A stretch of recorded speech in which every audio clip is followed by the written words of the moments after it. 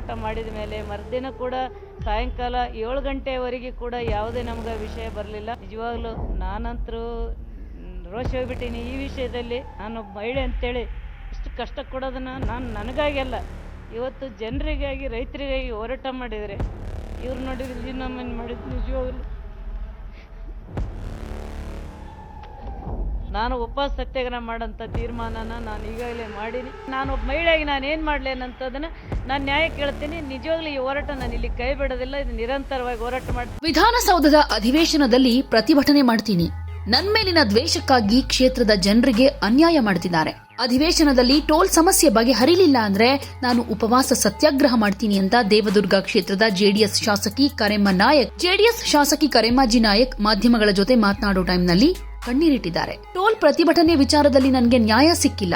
ಕ್ಷೇತ್ರದ ಜನರಿಗಾಗಿ ನಾನು ಹೋರಾಟ ಮಾಡ್ತೀನಿ, ಅಧಿವೇಶನದಲ್ಲಿ ಪ್ರತಿಭಟನೆ ಮಾಡ್ತೀನಿ. ನನ್ನ ಮೇಲಿನ ದ್ವೇಷಕ್ಕೆ ಕ್ಷೇತ್ರದ ಜನರಿಗೆ ಅನ್ಯಾಯ ಮಾಡ್ತಿದ್ದಾರೆ. ನಾನೊಬ್ಬ ಮಹಿಳಾ ಶಾಸಕಿ ಅಂತ ಈ ರೀತಿ ಮಾಡೋದು ಸರಿಯಲ್ಲ ಅಂತ ಭಾವುಕರಾಗಿದ್ದಾರೆ. ವೈಯಕ್ತಿಕವಾಗಿ ನನ್ಗೇನು ಕೇಳ್ತಾ ಇಲ್ಲ, ಕ್ಷೇತ್ರದ ಜನರಿಗಾಗಿ ಟೋಲ್ ತೆರವು ಮಾಡಿ ಅಂತ ಕೇಳ್ತಿದ್ದೀನಿ. ಇವತ್ತು ಸಚಿವರ ಜೊತೆಗೆ ಸಭೆ ಕೂಡ ನಡೆದಿದೆ. ಟೋಲ್ ತೆರವು ಬಗ್ಗೆ ಆದೇಶ ಬರುತ್ತೆ ಅಂತ ಅನ್ಕೊಂಡಿದ್ದೆ, ಆದ್ರೆ ಹಾಗಾಗ್ಲಿಲ್ಲ. ಸಭೆಯಿಂದ ನೋವು ಪಡ್ಕೊಂಡು ಹೊರಗಡೆ ಬಂದಿದ್ದೀನಿ ಅಂತ ಒಬ್ಬ ಮಹಿಳಾ ಶಾಸಕಿಯಾಗಿ ನನಗೆ ತುಂಬಾ ನೋವಾಗಿದೆ ಅಂತಾನು ಹೇಳ್ಕೊಂಡಿದ್ದಾರೆ. ಇದ್ರ ಬಗ್ಗೆ ಸತೀಶ್ ಜಾರಕಿಹೊಳಿ ಏನ್ ಹೇಳಿದ್ದಾರೆ ಅಂದ್ರೆ, ಈ ಹಿಂದೆ ಅವರ ಜೆಡಿಎಸ್ ಶಾಸಕರಿದ್ದಾಗ್ಲೇ ಹಾಕಿದ್ದು, ಅವರ ಅವಧಿಯಲ್ಲಿದ್ದಾಗ್ಲೇ ಆಗಿದ್ದ ಟೋಲ್, ಅವರ ಅವಧಿಯಾಗ್ಲಿ ನಮ್ಮ ಅವಧಿಯಾಗ್ಲಿ ಕಾನೂನು ಪ್ರಕಾರ ಅವಕಾಶ ಇದೆ. ಮೊದಲೇ ಯಾಕೆ ಟೋಲ್ ಹಾಕಿಲ್ಲ ಅಂದ್ರೆ ಟೆಂಡರ್ 2-3 ಸಲ ಕರೆದಾಗ ಯಾರು ಬಂದಿರಲಿಲ್ಲ.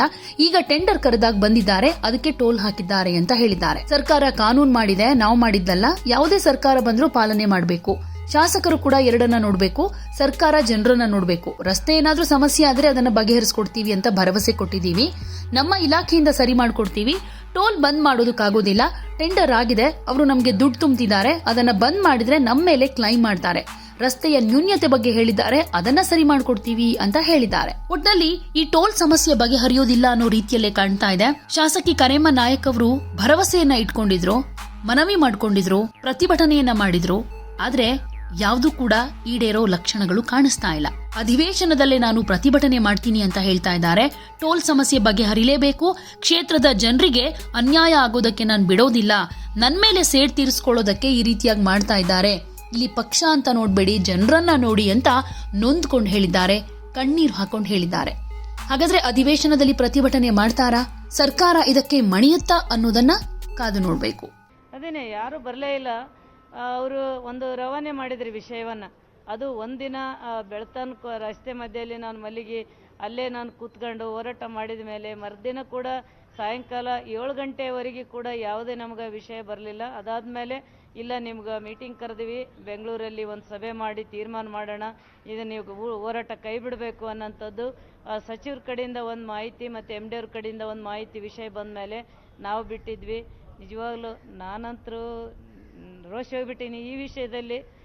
ಭಾಳ ನೋವಾಗ್ತದೆ. ಯಾಕಂದರೆ ನಾನೊಬ್ಬ ಮಹಿಳೆ ಅಂತೇಳಿ ಇಷ್ಟು ಕಷ್ಟ ಕೊಡೋದನ್ನು ನಾನು ನನಗಾಗಿ ಅಲ್ಲ, ಇವತ್ತು ಜನರಿಗಾಗಿ ರೈತರಿಗಾಗಿ ಹೋರಾಟ ಮಾಡಿದರೆ ಇವ್ರು ನೋಡಿದ್ರೆ ರಾಜೀನಾಮೆ ಮಾಡಿದ್ದು ನಿಜವಾಗ್ಲೂ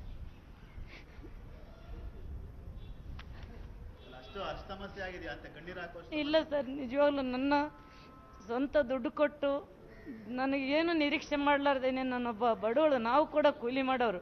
ಆ ಕೂಲಿ ಮಾಡೋರ ಕಷ್ಟ ಏನಂತ ನನಗೆ ಗೊತ್ತದ.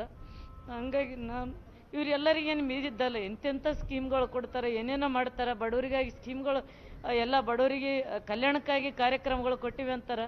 ದೇವದುರ್ಗದಲ್ಲಿ ಸಾಮಾನ್ಯ ಒಂದು 2 ಟೋಲ್ ತೆಗಿಯೋಕ್ಕೆ ಇವ್ರಿಗೆ ಆಗ್ತಾ ಇಲ್ಲ ಅಂದರೆ ಇವ್ರಿಗೆ ಏನು ನ್ಯಾಯ ಕೊಡ್ತಾರೆ ಅನ್ನೋಂಥದ್ದು ನಾನು ಭಾಳ ನೋವಾಗ್ತದೆ.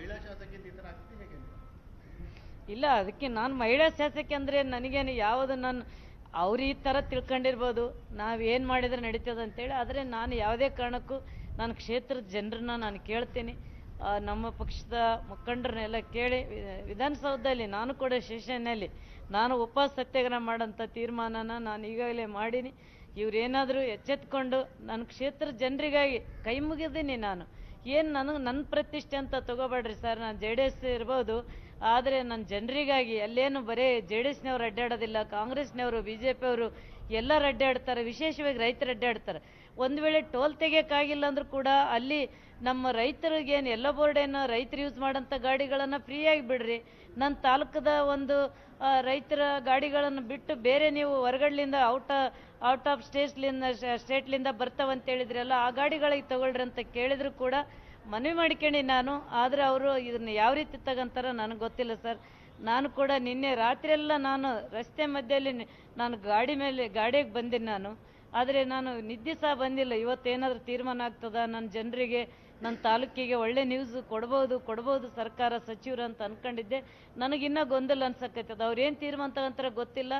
ಸ್ಪಷ್ಟವಾಗಿ ಅರ್ಥ ಆಗ್ತದ. ಅವರು ನನಗೆ ರೂಲ್ಸ್ ಕಾನೂನು ಹೇಳಿಕೆಂತ ಕುಂತ್ರೆ ನಮ್ಮ ಜನರು ಅದನ್ನು ಪ್ರತಿಯೊಬ್ಬರು ಈಗ, ಯಾಕಂದರೆ ಈಗಾಗಲೇ ರಸ್ತೆ ನಿರ್ಮಾಣ ಮಾಡ್ಯಾರ, ಈಗಾಗಲೇ ಸಾಕಷ್ಟು ತೆಗ್ಗುಗಳು ಬಿದ್ದ, 1 ವರ್ಷ ಕೂಡ ಆಗಿಲ್ಲ. ಅದ್ರ ಮೇಲೆ ಏನು ಕ್ರಮ ತಗೊಂಡ್ರೆ ಗೊತ್ತಿಲ್ಲ ಇವರಿಗೆ.